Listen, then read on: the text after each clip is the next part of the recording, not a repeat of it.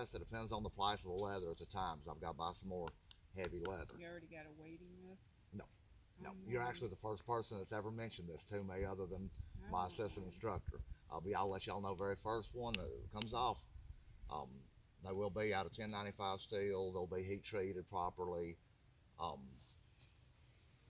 basically, what you see right there. I will never, ever, ever again use this wood, because that was the hardest stuff to work with I've ever seen. It'll be something simple like hickory or bird's eye maple or something like that, which still looks really, really nice. This stuff comes from Brazil, and when they said it was a hardwood, they meant it. I thought I was going to have to use a die grinder and a chainsaw to cut that crap. Um, so with that, let's move on to fire, because this is where I say people make the most mistakes, and it's also probably the second most important skill to start building on, along with your knife skills. And that's just with the knife. It's mainly because so you can get more out of your knife than just cutting something open, without cutting yourself open in the process. Because most people are not sitting around taking a piece of hickory and carving out a cooking spatula with it. Although you certainly do that in just an hour or two, you just need to learn some knife handling before you jump into that, just off of cutting a little piece of wood and getting used to the way your knife moves. And I've had both wrists broken twice, so the way my hands things like that. Just learn to use it slowly and safely to do alternatives. Another thing I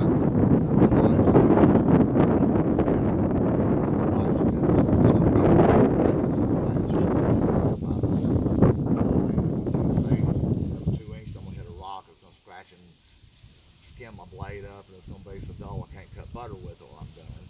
But I still wouldn't be afraid to do it if my life depended on it. With a good knife. I've seen some from Walmart and Bass Pro Shops that look really nice. And some of them are really great hunting knives.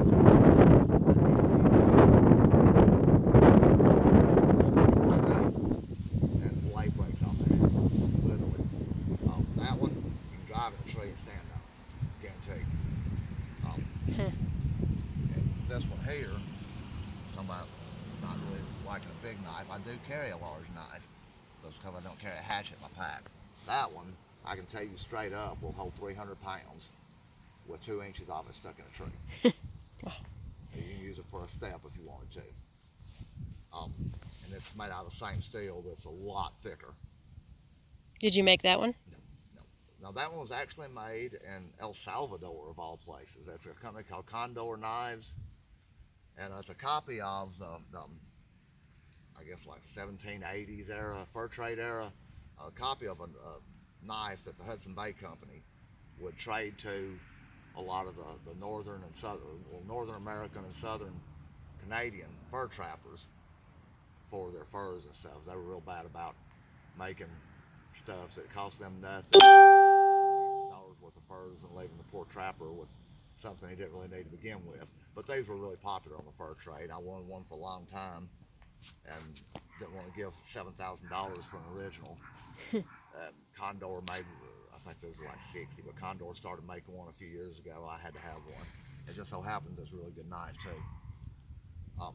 Now, fire.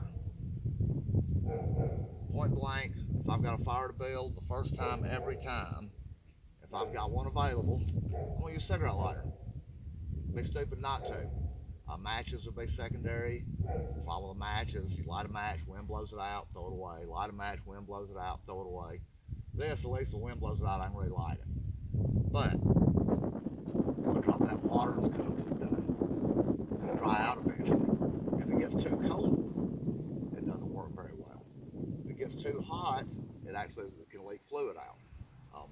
The butane inside will actually condense down to such a tight small molecule it'll leak out the valve on these some.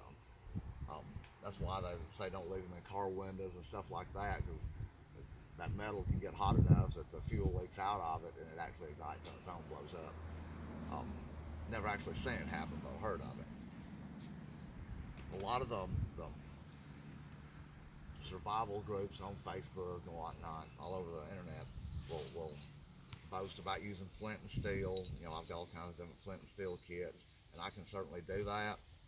Y'all can too, and it's easy to learn. But there's a drawback. Um, you have to have some type of charred material when you're using flint and steel. Be it char cloth. I actually don't use char cloth anymore. You know, I've got some here. Yeah, y'all can pass this around. You don't pass it around to everybody. That's all that is charred cotton. That's actually blue jean denim material. Charred there. cotton. You deprive it of oxygen while it's in a fire. It turns There into you like go. charcoal. You Sorry, put it guys. on its cloth. You're welcome. A little small, tiny little spark will hit that, and it will glow. Lester. You can just pass that on into your fire or your tinder bundle to create fire.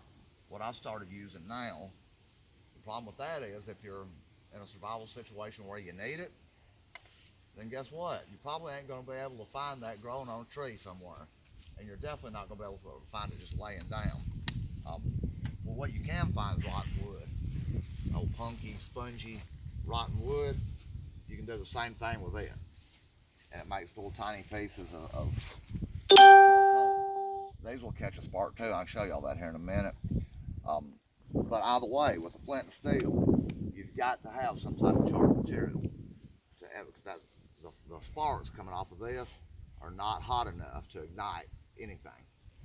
Even if you had a can of gasoline sitting there, the chances of you getting it to catch on fire with flint and steel are slim. You might get one spark just hot enough if you got some good high octane stuff that you'll get a fire going, but I bet you won't. I've used denatured alcohol and never been able to even get it to light up with flint and steel. But you throw your sparks into that char, then you've got a little coal, a little ember, and it won't go out. As long as there's air going to it, it'll sit there and grow bigger and bigger and bigger. And you can transfer that into your tinder material, be it dried grasses or tree bark that's shredded up, jute twine. As long as you're not doing a live video, you've seen the one I've done with the jute twine. It was a total fiasco. Oh, that's right. But this stuff works really well as long as you keep it dry. It will absorb moisture really quick. So if you're having to resort to using jute twine, it's really hot outside, keep your hands really dry. Because while you're processing it, the sweat's going to get in it. And the time you have your tinder bundle made out of this, it's going to be so wet it won't take a spark. You're going to have to let it sit there for another hour and dry again. It will dry quick. But my preference is, like I was telling you a while ago, these ferrocerium rods, and they come in all sizes. That one is, I think that one was 6 inches long with a bone handle that I made. Got 2 or 3 others here. That one was 5 inches with a wooden handle. You can buy these, like this one, you can buy without the handles. You don't have to have a handle, but I'll show you why I prefer a handle here in just a moment. These you can find at any good sporting goods store. I'll show you something I like and I don't like here in a minute. This one is actually a magnesium stick with a small ferrocerium rod. You can see that better with the camera. I'll pass it around. See the little rod inside? And this is magnesium. And this one's actual ferrocerium. There's a big difference between the two. I'll pass these around and let y'all see them here in a minute. That's why I got them put on here. But the magnesium itself will not start a fire. You will not get a spark off of it. So the idea behind this was you'd scrape the magnesium and then have to flip it over and strike to get a spark off the ferrocerium side. I don't like these because this little rod generally falls out. You can find these in little bricks too. A lot of your I know Tractor Supply sells them, Harbor Freight, a lot of the tool places sell them. They're a little gray brick that says fire starting tool or whatever on them. And it's a magnesium stick with this little small rod glued on the side of it. And I buy them at Harbor Freight, and I'll take them home. I'll take a screwdriver, a pair of pliers, and yank that stupid little ferro rod out and throw it away. Sit there with a file and file the magnesium down to a powder, stick it in a medicine bottle, chunk it in my pack, and I've got extra magnesium for wet food. If my stuff's wet, that magnesium will help dry it out and help get the fire going. And that medicine bottle will last me 10,000 fires probably. Literally, because you just want a little sprinkle, a little dusting about the size of a dime. But these work just like the big ones I showed you.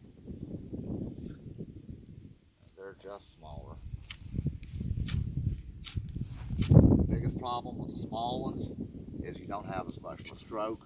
You're not getting near as much sparks on target. Will they still work? Sure they will. You can even get them even smaller. This one is available at Walmart for like $5. And it's actually a really good little pocket kit. It's one of the few that they put the right length of cordage on here, and it all stores right here. That's the one I keep in the car all the time. The little striker even works pretty well on it. You just have to hold it down, strike, and it actually works really well. I'll probably use it here in a minute. I'll show you all some chard material. But like I said, these, oh, let's see if I can get up here. It ain't the years, it's the miles. I said, well, I'll say the difference. If you don't own a ferrocerium rod and you want one, always look and make sure it's one like this, which has been cut in two, not one like that. That's got the little tiny rod stuck in it. Because these are really sharp, in my opinion. 2 or 3 fires is okay for camping when you're only going to be out for a day or two and you're going back home. But to put in a pack to actually use to possibly save your life, I would never trust it, because the first time you really needed it, and you hit out your knife and that thing breaks in 4 or 5 pieces, falls down on the ground, you're never going to be able to use it again. And you'll see a lot of people won't even realize the package till they buy them. You can feel the weight difference too, but they'll have that stupid little rod right down the middle. The outside is magnesium, but they'll have that stupid secondary rod stuck in there, and they'll work for you, but I wouldn't recommend it, especially for a kid that you're wanting to possibly have to use to save your life. Absolutely not. Because then you're stuck with magnesium rod. And one of the biggest mistakes that people make when they're using this ferrocerium rod is, you can imagine, if you've got a tinder bundle, think a bird's nest, sitting in front of you with this wind today, and that wind shifts, it's going to be blowing that stuff around everywhere anyway. You're going to have a hard time getting your sparks to hit where you want, because where you want to hit is constantly moving on you. One of the big mistakes I see people make is they'll take their ferrocerium rod, and again, that's why I like having a handle, is because I can control this better. Think about trying to use a knife if that's all the handle you had on it, right there. You could, it's just more clumsy, more awkward. That's why I like the larger ferro rods. I can get a good full grip on. Even one like that, I can still get a really good grip on it. Most people will put their tinder material down, wherever it is they're trying to get a fire to start with, and they'll sit here and scrape like that.